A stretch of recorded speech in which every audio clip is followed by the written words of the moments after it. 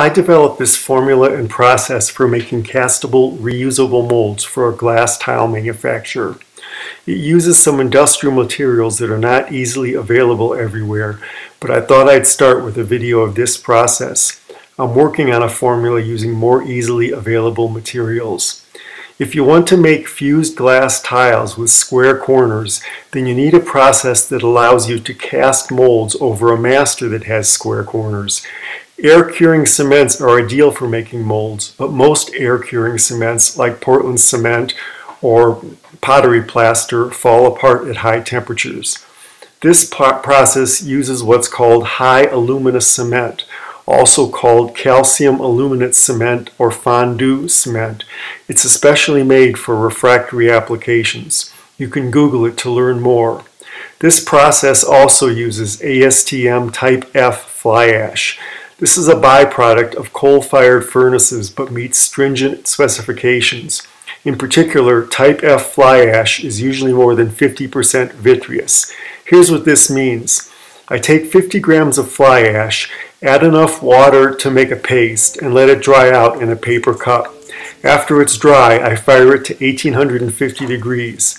The fly ash turns into a hard puck through a process called sintering.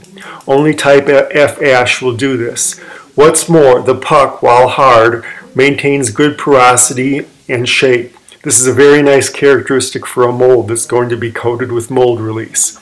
The white blob shown here is a very fine glass I fired at the same time. You can see what happened to it.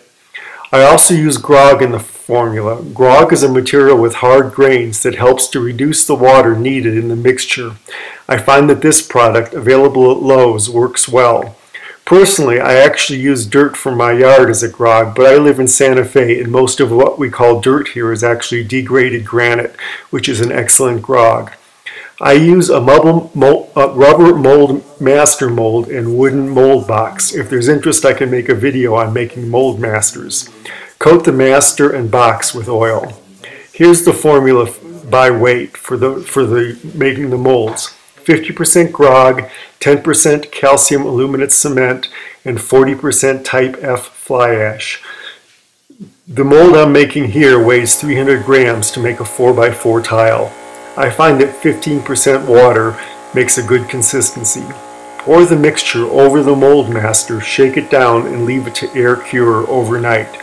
The next day, the cured mold can be removed from the box, then fired to 1850 degrees to harden up. The fly ash sintering gives the final strength.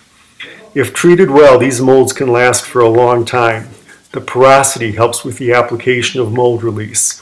You can make some pretty radical molds using this process. As I said earlier, I'm working on a formula with easier to get ingredients and will post that video soon. Subscribe to get a notification.